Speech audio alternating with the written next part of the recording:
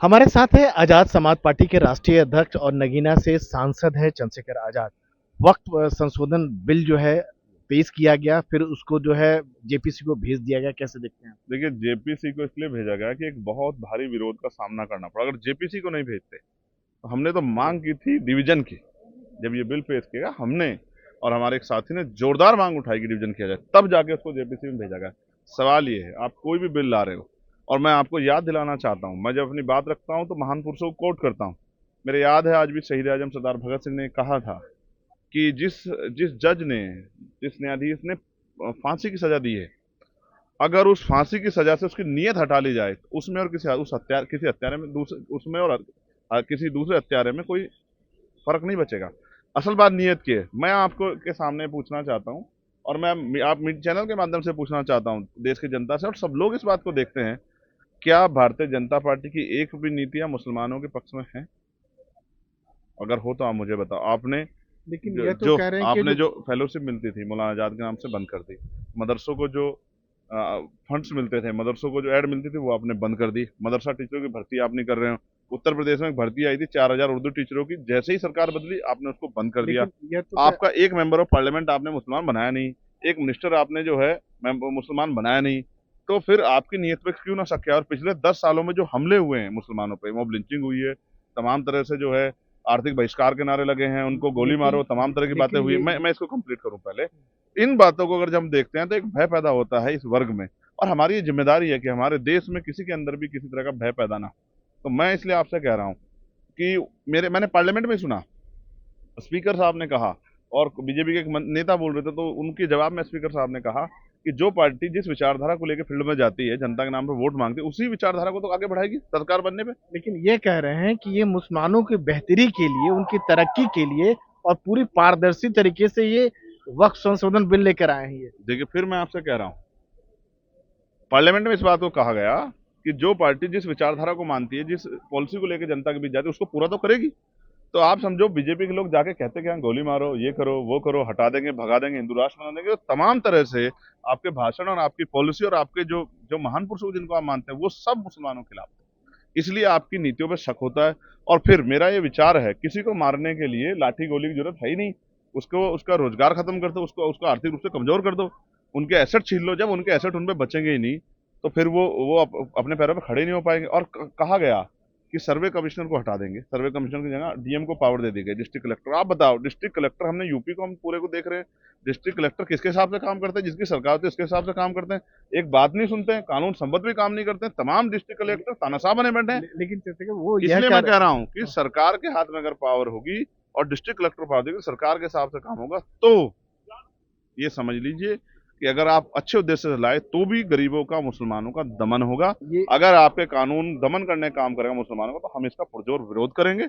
और मैं आपसे कहता हूं, जैन समाज के जो जितने तीर्थ हैं, उनको किस तरह से खराब किया जा रहा है, उन पर किस तरह चोट पहुंचाई जा रही है, जो अन्य धार्मिक लेकिन अल्पसंख्यक उनको भी नुकसान हो रहा ये है। कह रहे हैं कि मुसलमान जो महिलाएं हैं उनकी नुमाइंदगी बढ़ेगी, और जो गरीब मुसलमान हैं जिनकी शिकायतें हैं वक्फ बोर्ड से, उसको दूर करने के लिए एक समग्र रूप में ये बिल लेकर आए हैं। जो ये आपने बजट में क्या दिया मुसलमानों को? आप पे तो मौका था, आपने बजट में क्या दिया ये बताइए। चलिए, उससे भी आगे बढ़िए। आप मुझे इस बात का जवाब दीजिए कि बिल्किस बानो के साथ जो जुल्म हुआ, उस पर सरकार का क्या स्टैंड था? अगर सर्वोच्च न्यायालय नहीं वो लेता तो आपने तो रिहा कर दिया था हम लोगों को। जितने तमाम तरह के जुल्म हुए हैं, उस पर आपका क्या था? आप मुसलमानों घरों बुलडोजर चला देते हो, आप मुसलमानों घरों को जमी दज कर देते हो। जिस बस्ती का नाम मुसलमानों के साथ इस तरह जुड़ जाए, अकबर नगर का जुड़ गया, आपने अकबर नगर जमी दज कर दिया। हैदर कैनाल में 70% दलित समाज के लोग रहते हैं, लेकिन हैदर है सामने, तो आप तो नाम ही बर्दाश्त नहीं कर सकते। आपका बस चले, आप हैदर कैनाल को लखनऊ में आज ही खत्म कर तो दो। ये आखिर बिल क्यों लाया गया, वक्फ संशोधन बिल सर, को? ये एक सोची समझी रणनीति है, एक सोची समझी रणनीति का हिस्सा है। इस देश में हिंदू मुसलमान और बंटवारे की पॉलिटिक्स कैसे, ये उसका हिस्सा है। और कुछ भी अच्छा आएगा तो मैं फिर कह रहा हूँ, पार्टी से ऊपर उठ के, जाति धर्म से ऊपर उठ के, अगर कुछ भी गरीबों के लिए अच्छा आएगा तो मैं उसका समर्थन करूंगा। लेकिन अगर कुछ भी गलत होगा, जैसे बांग्लादेश का जो इशू है, इसमें हम स्पष्ट है कि सरकार अगर देश सुरक्षा के लिए, देश सुरक्षा की बढ़ोतरी के लिए कोई भी स्टैंड लेती है, तो हम उसको बिल्कुल उसमें जो है ध्यान रखेंगे कि किसी तरह की सरकार को परेशानियां, कोई इस तरह का विरोध का सामना ना करना पड़े।